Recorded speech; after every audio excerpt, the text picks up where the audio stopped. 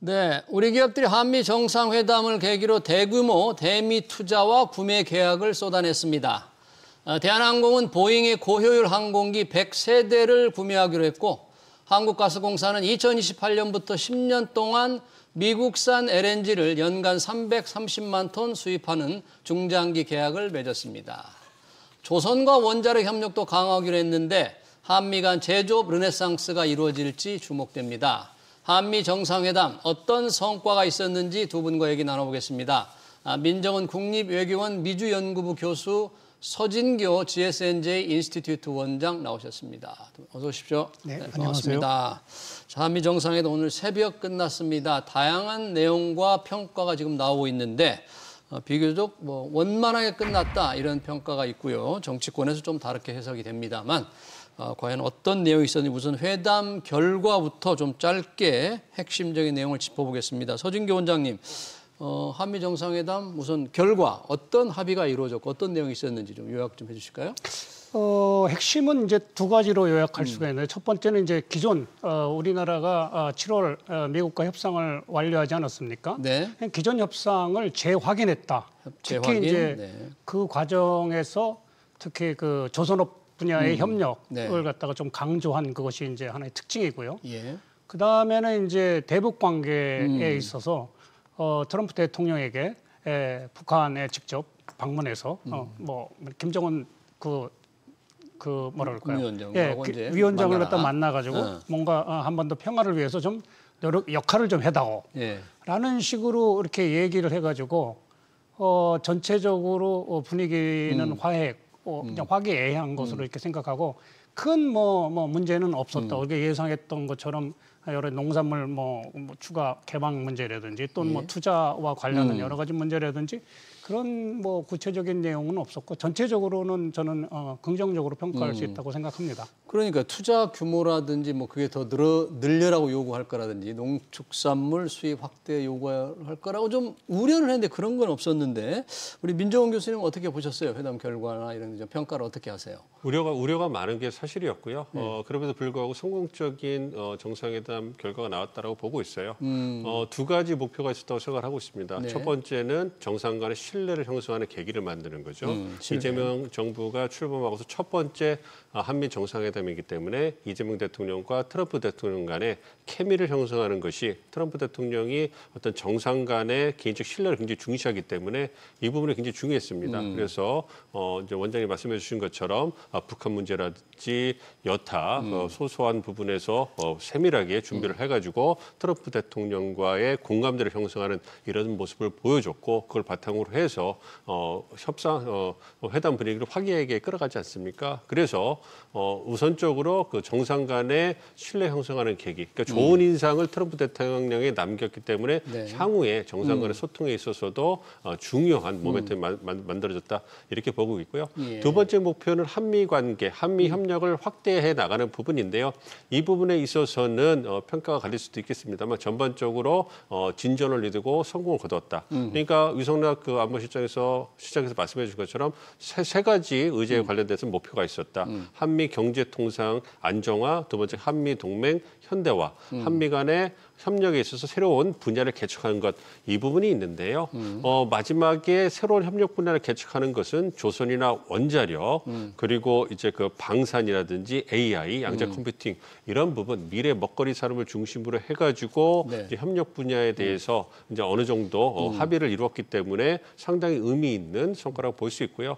반면에 그 경제 관세 협상을 구체화하는 부분, 동맹을 현대화하는 부분, 이 부분에 있어서는 굉장히 중대한 사안이기 때문에 진전은 거두고 있으나 워낙 빠르게 변화하고 있고 고려 사항이 많기 때문에 아직까지는 결론에 이르지 못했다. 그러나 진전을 거두고 있기 때문에 향후에 어떤 가시적인 결과를 우리가 볼 수 있을 것이다. 이렇게 얘기를 했기 때문에 그 큰 틀의 두 가지를 본다면 정상 간의 신뢰를 형성하는데 성공적이었고 그리고 3대 목표에 있어서도 하나의 목표는 성공적이었고 두 가지는 진전을 거두었기 때문에 전반적으로 총평을 해볼 때는 있는 성공적인 회담이었다. 이렇게 평가를 할 수가 있겠습니다. 일부 외신의 평가라든지 또 정치권의 평가도 대충 비슷합니까? 혹시 전혀 다른 평가는 좀 혹시 안 나옵니까 지금?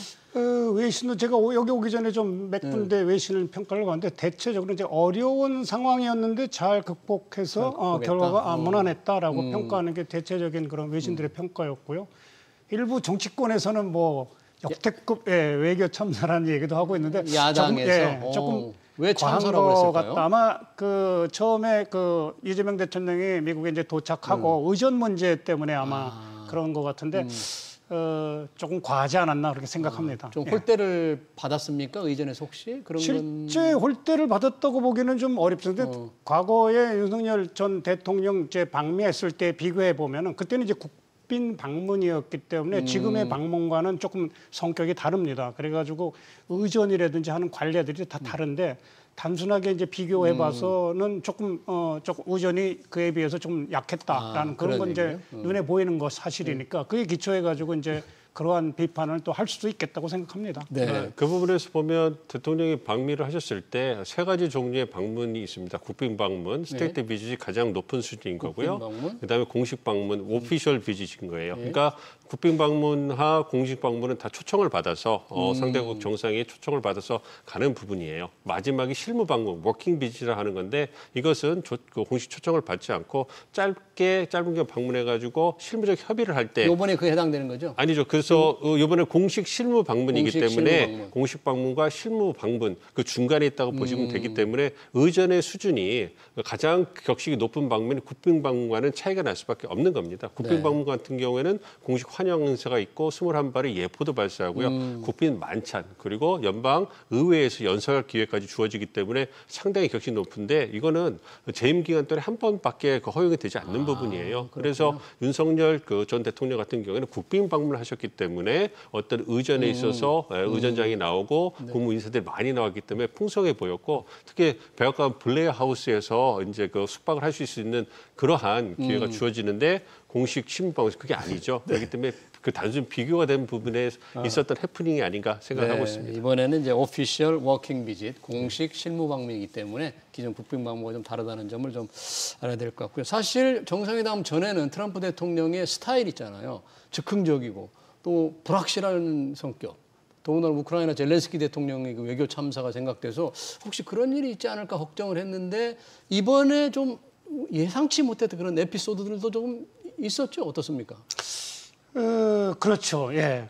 제가 이렇게 그 과정에서 가장 생각나는 거는 예를 들면 이제 특히 이제 대북 관계 트럼프 대통령한테 그러니까 피스메이커로서 당신이 세계의 평화를 갖다 위해서 여러 군데 지금 전쟁도 휴전 내지 종식시키는데 중요한 역할을 하지 않았느냐. 나는 이제 그런 정도 역할을 못 하는데 당신은 할 수 있다. 그러면서 지켜 세워주면서 북한 같은 거 이제 유일하게 이제 분당 국가니까 이런 데에서 당신이 직접 김정은 위원장을 만나가지고 좋은 관계를 유지하고 그러다 보면 이제 트럼프 월드 뭐 거기다 북한에 지어가지고 같이 골프도 칠 수도 있고 뭐 그런 상태니까 그 얘기를 번역하는 순간 이렇게 통역하는 거죠. 통역하는 순간 트럼프 대통령 얼굴이 그냥 화하게 입이 웃은 형태로 바뀌어가지고. 트럼프 대통령이 참 좋아하긴 좋아하는구나. 좋아하는 말을 좀 많이 준비를 많이 한 것 같아요. 그런 저는 굉장히 준비를 많이 한 그런 굉장히 스마트하다 그럴까요? 그런 전략이 아니겠느냐. 저는 그렇게 생각하고 있습니다. 관련해서 트럼프 대통령의 말 중에서는 주한미군 부지, 지금 주한미군이 머물고 있는 사용하고 있는 기지를 미국이 좀 갖고 싶다 이런 말을 지금 한 것으로 보도가 됐잖아요. 이거는 전혀 예상치 못한 발언. 이건 어떤 뜻이고 이런 게 가능합니까 현실적으로? 현실적으로 쉽지 않죠. 그래서 이제 위성래 안보실장, 강훈식 비서실장, 그다음에 김원분 정책실장이 새 실장님께서 브리핑을 해주셨지 않습니까? 그 부분에서 이제 기자들과 질의응답에 그 질문이 나왔어요. 그래서 주한미군 기지를 이제 소유하는 하고 싶다 이런 얘기가 나오는데 그게 가능하냐? 이 부분에 대해서 위성래 안보실장께서 당혹스러운 표정을 지으시면서 하신 말씀이 이거죠. 부지를 공유하는 거다. 임대해서 우리가 월세를 받는 것도 아니고. 소유할 수 있는 것도 아니고 공여를 하는 거다. 뭐 이 말씀을 하셨거든요. 그렇기 때문에 그런 부분에서 주한미군 부지를 미국이 소유하는 것은 어려울 거라고 생각을 하고 있습니다만 어쨌든 트럼프 대통령이 왜 그러한 발언을 했느냐 이걸 고려해 본다면 아무래도 주한미군의 어떤 부지가 탐난 것이 아닌가. 그러니까 캠프 험프리스라는 곳이 최근에 만들어졌고 어떤 세계 최대 규모의 미군 기지이기 때문에 그 부분에 있어서 어떤 경제적 가치를 높게 본 것이 아닌가. 그렇기 때문에 그런 부분이 나왔고요. 그 문맥상 보면 간담회를 할 때 주한미군 감축과 더불어서 얘기가 나왔을 때 주한미군 감축 부분에 대해서는 트럼프 대통령이 말하고 싶지 않다. 우리는 친구니까 말하고 싶지 않다. 이런 식의 얘기하면서 부지 얘기로 얘기가 넘어갔던 거예요. 그런 걸 고려해 본다면 트럼프 대통령의 인식 속에는 그러니까 주한미군 감축 이런 부분보다 어떤 한국이 어떤 그 주둔 미군을 위해서 기여하는 부분에 대해서 긍정적으로 평가를 하고 있고 그런 부분에서 이제 그 얘기가 나왔기 때문에 역시 한국에 있는 주한 미군이 경제적으로도 의미가 있는 그러한 군이구라는 인식을 갖고 있는 걸 보여줬기 때문에 저는 개인적으로는 국내적으로 주한미군 규모와 어떤 역할 조정 그 동맹 현대화 이 부분에서 많은 우려가 있었는데 그런 부분을 어느 정도 부식시키는 그러한 그 발언이 아니었나 이렇게 보고 있습니다. 이 다른 나라에도 미군이 주둔을 하고 있기 때문에 그 기지를 소유할 수 없다는 걸 트럼프 대통령이 잘 알고 있는데 다른 보관, 다른 노림수가 있기 때문에 그걸 좀 말을 던지지 않았을까요? 그렇게 해석도 가능하죠. 저는 사실 이제 여기 민 교수님 얘기도 있지만 제가 생각하기에는 소유권을 갖다가 얻겠다. 이게 거의 불가능하다는 걸 알고 있을 텐데 던졌으면은 상대적으로 그 정도 우리가 관심이 있다. 그리고 경우에 따라서는 지금 있는 그런 그 주한미군 기지 안에서도 우리의 그 자유스러운 활동을 뭐 지금도 보장이 돼 있지만 그 소유권을 마치 갖고 있을 때 정도로 마음대로 우리가 뭐 운영을 해보겠다라는 그런 의도가 있지 않을까. 만약에 그렇다면은 저는 사실 그 위치가 우리나라의 위치가 지정학적 위치가 사실 중국의 바로 코앞에 있으니까 이 중국과의 관계도 굉장히 복잡한 형태로 우리가 고려할 점이 굉장히 많겠구나. 근데 여러 가지로 다양한 형태의 의미나 포석을 갖다 두고 한번 넌지시 던져본 것 아닌가 그런 생각을 해보겠습니다. 하나만 투표 말씀드리면 생각나는 에피소드가 있는데요. 일기 행정부 때 트럼프 대통령이 국빈 방문을 하셔가지고 캠프 험프리스를 헬기를 타고 방문하셨어요. 일기 때? 예, 일기 때 방문하실 때 이제 두 가지 질문을 하셨다는 그 에피소드가 있는데 첫 번째는 그 캠프 험프리스를 보면서 저렇게 큰 기지를 우리가 돈을 들여서 만들었느냐 그랬을 때 그렇지 않다. 한국 측이 90% 이상의 비용을 댔다. 그러냐 이러면서 굉장히 그 감탄하면서 본 게 있고요. 또 하나 이제 감탄하면서 가르치면서 이제 확인한 것이 그것이 저렇게 큰 시설이 생산 시설인데 저기가 어디냐? 그게 바로 삼성 캠퍼스였어요. 평택에 있는 그 부분을 보면서 상당히 그 관심 있게 보면서 이제 그 경제적인 가치를 높게 평가한 부분이 있기 때문에 그러한 부분 경제적 이해관계 트럼프 대통령이 부동산 개발업자 출신이잖아요. 그런데 그런 부분에서 경제적 가치를 높게 본 것이 아니라 그래서 어떤 소유권, 어떤 그러한 어떤 그 의지를 드러낸 것이 아닌가 이렇게도 볼 수가 사실 있겠습니다. 트럼프 대통령의 발언 중에서는 회담 전에 나왔던 이 숙청 혁명이 진행되고 있는 게 아닌가 하는 발언에 우리가 사전에 좀 깜짝 놀랐잖아요. 깜짝 놀랐죠. 그렇죠. 결국은 다 뭐 오해가 좀 풀린 거죠, 이런 거는.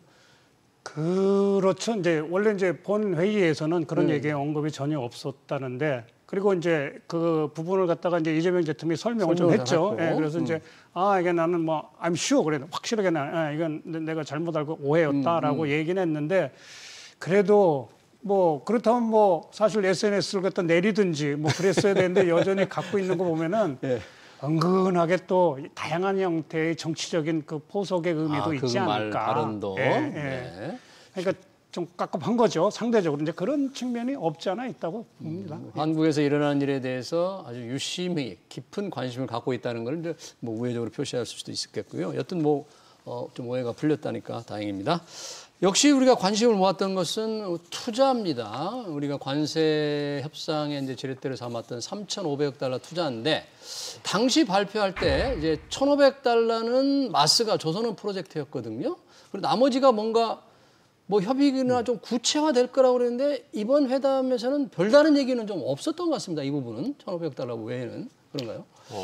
그 부분은 개인적으로 봤을 때 우리가 참 선방을 한 부분이다 이렇게 생각을 하고 있습니다. 3,500억 달러 이제 대미 투자를 하기로 했는데 1,500억 달러는 조선 마스카 프로젝트로 들어가기 때문에 직접 투자의 형태가 클 거라고 생각을 하고 있습니다. 그건 우리가 전략적으로 접근하는 거기 때문에 투자와 어떤 그 대출과 보증의 세 가지 형태 중에서 투자 부분이 많이 들어가면서 우리 기업 직접적인 비용 지출을 수반하는 거기 때문에 굉장히 신중한 부분이 있지만 전략적으로 접근하기 때문에 과감한 투자라고 평가를 할 수가 있을 거고요. 그런 부분은 조만간 구체화될 거라고 생각을 합니다.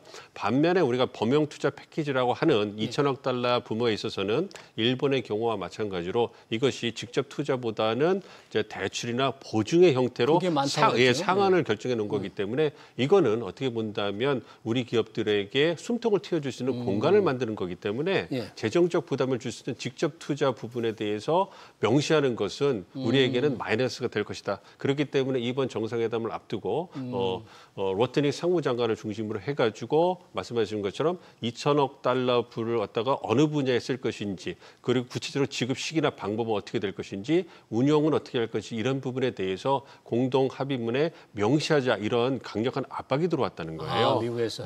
그래서 그 부분이 이제 미국은 국내 정치를 홍보하기 위해서 이제 우리를 옥죄기 위해서 그런 부분을 압박을 했는데 그 부분에 대해서 우리가 이제 대안을 제시하면서 그렇게 할 수가 없다.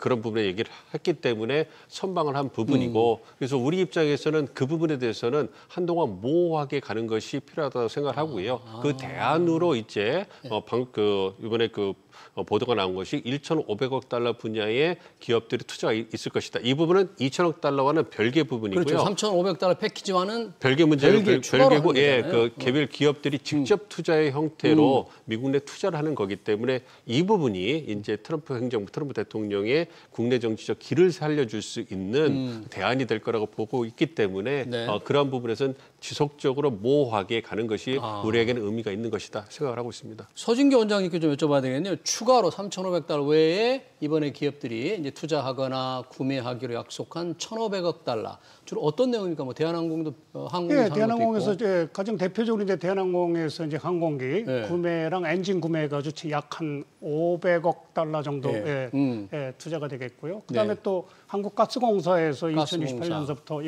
LNG 약 330만 톤 도입하는 것도 돼 있고. 그다음에 이제 구체화는 안 됐지만 지금 한수원이나 두산 에너빌리티 중심으로 해가지고 그 소형 원자로 관련해가지고 협력 사업도 있었고요. 그런 것들이 이제 다 모아지면 약 한 1,500억 달러 정도 된다는데 아까 2,000억 달러 부분에 약간 모호하게 남긴 3,500억 중에 2,000억. 남긴 것은 지금 현재 사실 이제 지난주 화요일이었죠. 이제 로트닉 상무장관이 CNBC랑 이제 인터뷰를 하면서 지금 한국 그리고 또 일본과의 협상 결과를 문서화하고 있다라고 얘기를 하고 있습니다. 이번에 좀 문서가 될 줄 알았는데 안 나왔는데 그렇죠. 지금 문서화 준비 문서화 중이다. 중인데 이제 그 발언을 갖다 보면은 이제 common in the 언더스탠딩 그래서 양국이 공통의 이해가 있고 그거에 기초해 가지고 지금 문서화를 하는 작업인데 대략 시간은 뭐 한 3, 4주 정도 걸릴 것으로 이제 예상하고 있다 그랬으니까 저는 아마 9월 중순이나 뭐 늦어도 9월 말경이면 문서화된 게 나오는데 그것을 보면 아마 조금 더 구체적으로 뭐 투자라든지 전체적인 우리의 한미 간의 관세를 포함해 가지고 다양한 형태의 이런 이슈들이 아마 다 포함되어 있지 않을까. 근데 중요한 거는 이제 이게 사실은 이제 미국과 EU와의 협상 결과도 지금 문서화로 나왔거든요. 구체화돼서. 구체화돼서 나왔는데 굉장히 또 영어 표현이라는 게 굉장히 또 애매모호한 게 많습니다. 그래가지고 예를 들면 원래 이제 우리가 알고 있기에는 미국산 공산품에 대해서는 EU가 다 관세를 철폐하겠다 그렇게 알고 있었는데.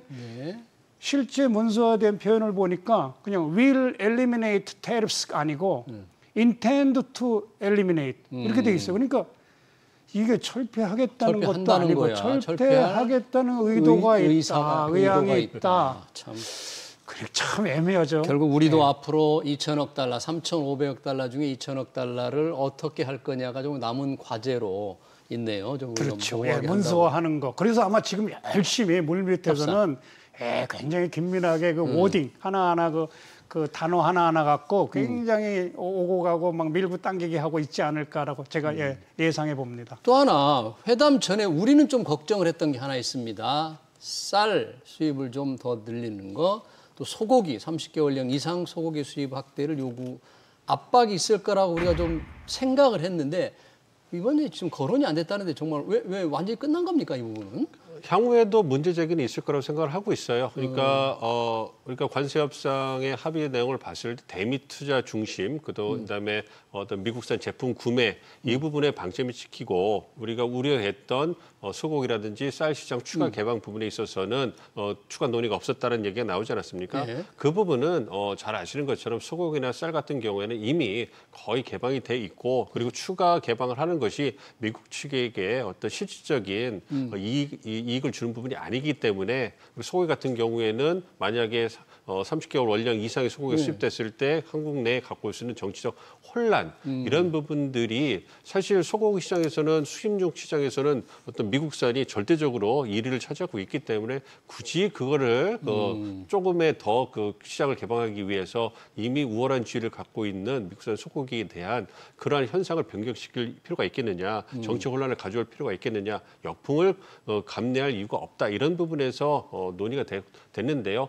그러한 부분에 대해서 미국 측에서 미국 내에서 어떤 문제 제기가 있었던 것 같아요. 그래서 너무 한국 측에게 유리한 방향으로 협상이 진행된 것이 아니냐. 그렇기 때문에 문제 제기가 있어 그 부분에 대해서 문제 제기를 했습니다만 그럼에도 불구하고 뭐 이미 협의가 끝났고 우선순위에 들어가지 않는 부분이기 때문에 이번에 정상회담에서는 논의가 되지 않았다고 우리 대변인께서 말씀하신 것처럼 크게 비중을 두는 부분은 아닙니다만 언제든지 어떤 국내적인 요구, 미국 내 요구에 따라서 문제 제기는 될 수 있을 것이나 그러나 문제 제기가 되더라도 크게 비중 있게 다뤄질 의제는 아니다 이렇게 생각을 하고 있습니다. 네, 지금 농축산물 이제 상당히 구체적으로 거론은 안 했지만 러트링 상무장관이 그런 얘기는 했더라고요. 우리 한국 시장 개방을 원한다. 계속해서 그걸 강조를 한 걸 보니까 언제든지 그런 부분에 대해서 또 요구를 할 수도 있겠다 이런 생각이 듭니다. 역시 이번 한미 정상회담을 계기로 조선업 협력 참 굉장히 중요한 결정적 계기를 했잖아요. 지난번 관세 협상에서도 마스가 프로젝트.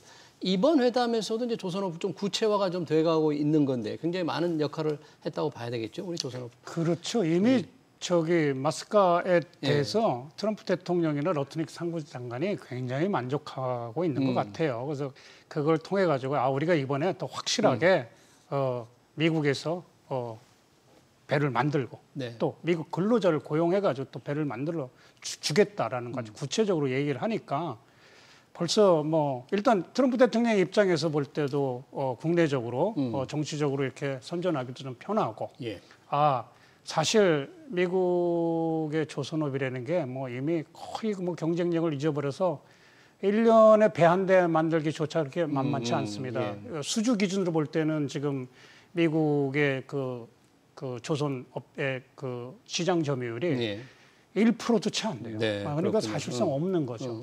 그런 상태에서 한국이 가장 그나마 의존할 수 있는데 직접 와가지고 조선소도 지어주고 또는 뭐 있는 조선소 인수해가지고 같이 미국인을 또 고용해가지고 또 배를 우리 갖다 배를 만들어준다고. 또 사겠다는 표현도 정확했잖아요. 그렇죠.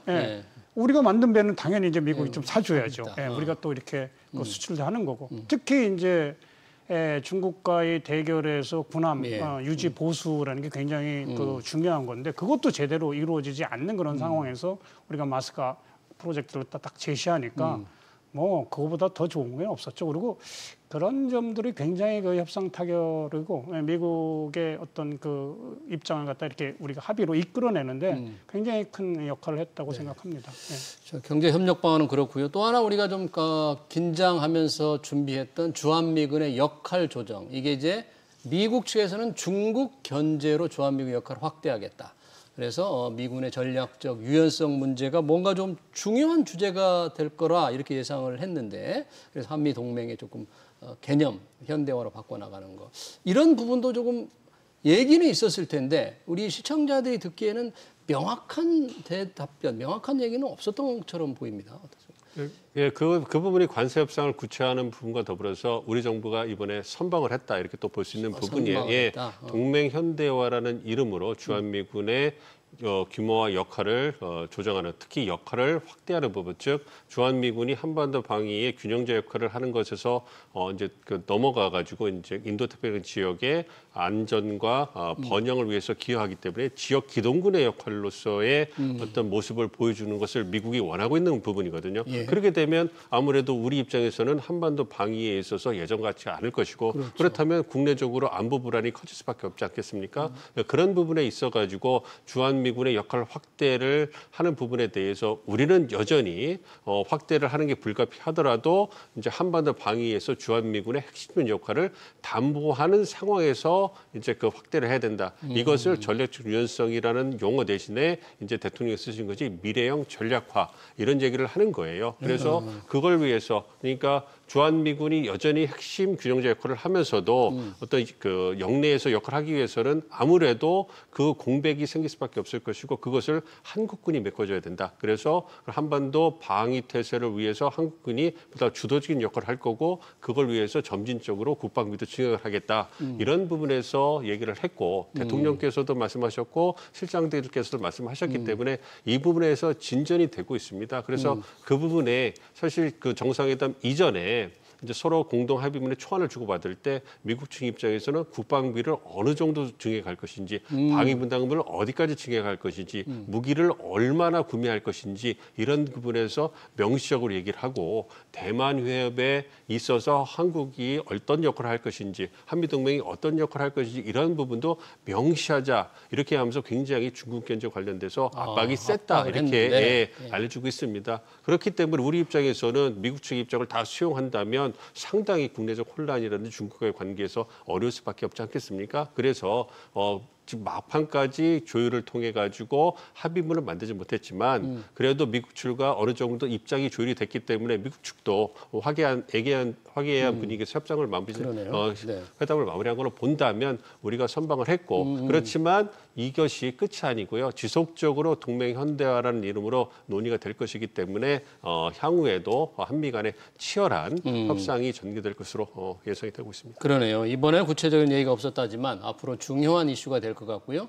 이재명 대통령이 방위비를 증액한다는 얘기는 했는데 이 주한미군 분담금을 어떻게 할 것이냐 얘기는 명시하지 않았고, 또 한미 정상회담에서도 이 부분이 구체적으로 거론되지는 않은 것 같아요. 네, 맞습니다. 네. 지금 이제 정상회담에서는 이제 그 방위비나 국방비 인상하는 얘기는 없었고, 이제 이후에 그 CSIS라고 해서 대통령이 연설하실 때, 미국 국제 문제 전략연구소가 있는데 거기서 이제 키노트 스피커를 했죠.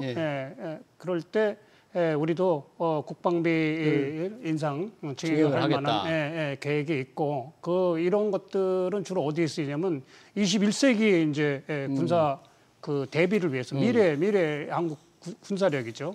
위해 가지고 어떤 첨단 과학기술 쪽으로 사용을 하겠다라고 이제 구체적으로 언급했는데, 아마 어느 정도 이렇게 군사비 늘리고 국방비를 늘리고 방위비 부담이라든지 그런 것들은 이미 사실 또 오고 갔을 거예요. 사실 오고 가가지고 그렇기 때문에 이제 이런 얘기를 할 수 있고, 또 만에 하나 혹시 조금 더 강한 톤의 어떤 합의 결과가 나왔을 경우에 중국을 자극할 수 있다는 의미에서 사전에 또 중국으로 또 특사 보낸 것들은 사실 이제 그런 형태의 어떤 우리의 준비도 있지 않았나, 그런 생각을 해볼 수 있습니다. 네, 알겠습니다. 오늘 새벽에 끝난 한미 정상회담 두 분의 평가와 분석을 들어봤습니다. 지금까지 민정은 국립외교원 미주연구부 교수, 서진교 GSNJ 인스티튜트 원장이었습니다. 고맙습니다. 네, 고맙습니다.